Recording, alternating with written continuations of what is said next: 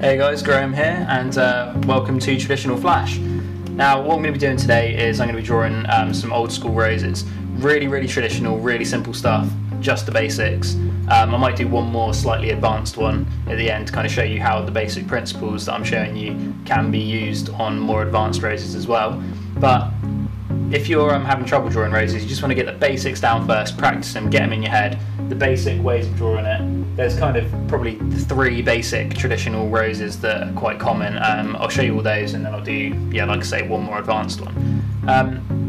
What you want to start off with is what looks like a giant Lego brick, but it's actually just an inner circle and an outer circle. It's kind of just guidelines for the rose. So you want to sketch these out. They don't have to be accurate or that neat, as long as like the distance is about right, the same as these. And I'll put this template up in the description as a download, so you can just download it and print it out and practice on it. They're light red, so you'll be able to see the pencil easy. And if you don't want to do that, then just draw them out and it'll be exactly the same. It's just you're not going to be able to see it quite as easy against the pencil when you're drawing. But eventually you won't need the circles, you'll just be able to draw them. I'm just doing it to show you where everything would be inside these circles to give you a kind of better idea. So let's get on with the first one. Okay, so the most basic traditional rose is probably one that kind of looks like this. So you want to start off, just come in, not quite from the centre, a little bit off, and bring in a kind of S shape round, maybe a little bit wider at the top, just kind of like that, bring an S shape through it, and then bring this round and just close it here. So kind of a sort of wideish sort of balloon shape, and bring it around to the bottom, and then you want to add a couple of little kind of, I don't know what these are called, bits like that, and then you can come in and join the lines up like this. And that's the basic centre, and an old school thing to do is just put little kind of M shapes in the centre, like little petals in the middle. And I always start off by drawing the bottom petal first and underlapping all the others from that. So just do something like this. I like to put little kind of wobbly sort of shapes in the petals, makes it a bit more interesting.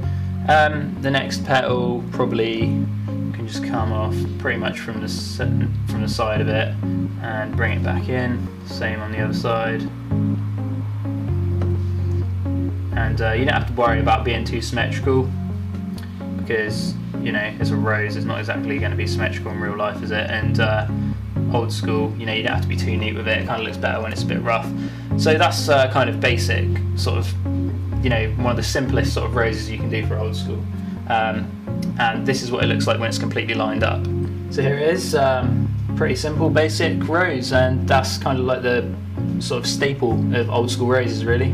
Right, the next one I want to show you, it's really simple again. Just kind of put a line across the centre, maybe arch it a little bit. Okay, that wasn't very straight, but it doesn't really matter. And just kind of bring a line in, put a couple of bumps in it, and from the centre of that, bring another one out, a couple of bumps in it, same as before. These are quite common, and they look really good as well. Okay, as before, a couple of M shapes in the centre. Do one more, just to fill up the circle. And what you want to do is you want to get this line and you want to kind of bring it in a bit.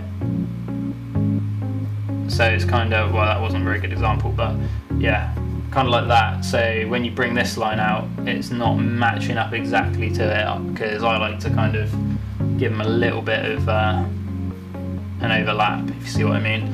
And same again with the leaves, really. What's a different way of doing petals that'd be better to show you? There's not really too much variation on them. I mean, you can make them a little bit more angular.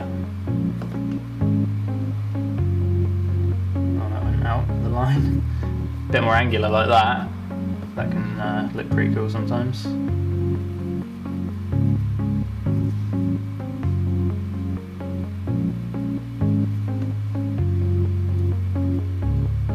See, it's pretty much the same as before, but just a bit more. When you get up to the top of a line, bring it back in a bit sharper. And this is what this one looks like when it's done. Okay, so here's the second rose, and as you can see, slightly more angular leaves, kind of gives it a different feel. And this isn't too traditional, it's kind of a bit more of a kind of modern version, I guess, but it still looks old school, and I think they look good. And you can kind of do different versions of them, like the rose I'm going to do next, and that's a more old school version of this basically.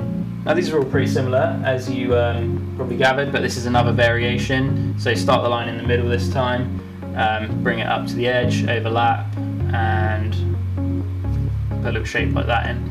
And same on the other side, but maybe start it from further in.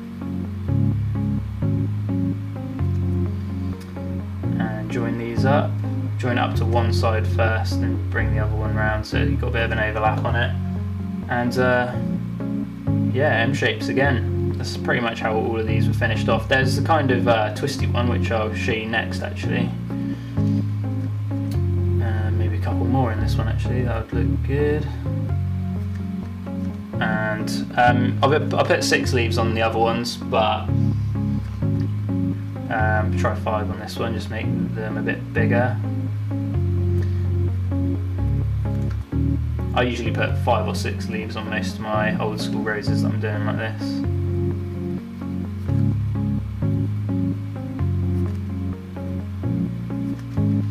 Okay, and this is how this one looks when it's done. So here it is, and yeah, it's just basically a more old school version of the last one, like I said. And yeah, I think it looks good. It's kind of Sailor Jerry style, this one. He did one pretty similar to this. Okay, and the last super simple rose I want to show you is a variation of this first one. So what they used to do quite a bit, if I can get this in the centre of the camera, is they used to kind of swirl the centre sometimes. So it's basically the same sort of S shape as before, but you bring this round and you kind of swirl it in like that, and bring this edge out again as before, round to there, and then put the kind of lip bit on here. So let's darken that up a bit so you can see it better. And then what you do with that is you kind of bring this line down, and this line down. And that's a pretty traditional way of doing one of those. They're quite common in old school flash. And the petals would be pretty much the same. I'm going to make the bottom ones bigger this time, make them a bit wobbly.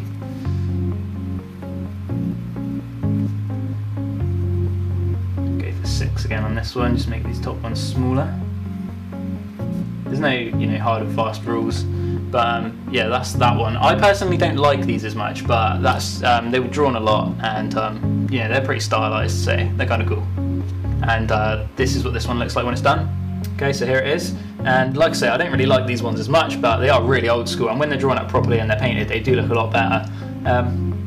Just basically pretty simple rose, but different version of the first one, which is basically the most simple one, the most common one. But yeah, I mean, if you search tattoo flash on Google, like old school tattoo flash of roses, then it'll come up with mainly these rather than any of the other ones. They were probably the most common way of drawing them, and you are bound to have seen these before if you've actually looked into old school at all. But yeah, on to the next one. Okay, and as for getting more advanced with this sort of thing, you can do stuff like put this kind of more off to the side. Maybe add it, make it a bit more sort of squiggly, bring it out a bit more at the bottom. Add another one in here. Sorry about that noise, if you can hear that. Got my window open, there's loads of traffic going by. And then kind of start adding some M shapes, but making them a bit more random.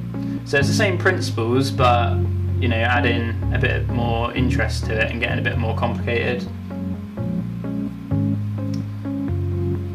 And again, the centre just going up to that outside line. And the big sort of petal at the bottom. Add a few more sort of jagged bits in this one. And bring it back in.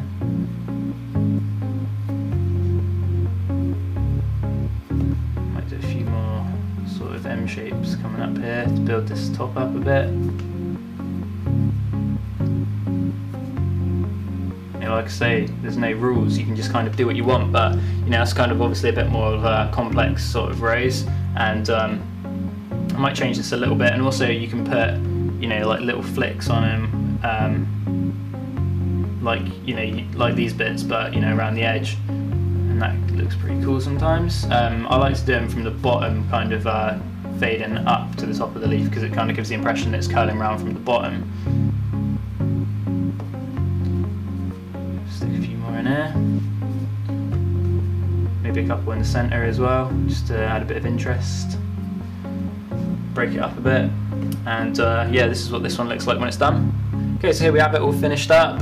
You know, I went a bit crazy with this one, but it's just basically to show you can do different things with the same principles and still get loads of different results. You know, just go off on, do whatever you want really. I mean, there's no hard and fast rules like I keep saying, but this is just an example of what you can do. I added a few leaves and some other stuff to it to just kind of show you how it can look when it's finished, complete line work. I think it turned out well. I actually really like this one. I might paint it up, but yeah, so that's that one. Right, so that's it, the basic 4 roses and an example of what you can do if you kind of expand on those basic principles. But if you nail these, you get these down, you can churn these out all day long, just the same as with the swallow video that I did last time. By the way, if you haven't seen the swallow video and you want to see a drawing tutorial on how to draw the line work for swallows, I'll link that in the end of this video in the outro. And yeah, I hope this helped you out, guys. If it did, don't forget to drop me a thumbs up, it really helps, and subscribe if you're not already. And I always reply to all my comments, so if you have any suggestions for future videos, any questions you want to ask,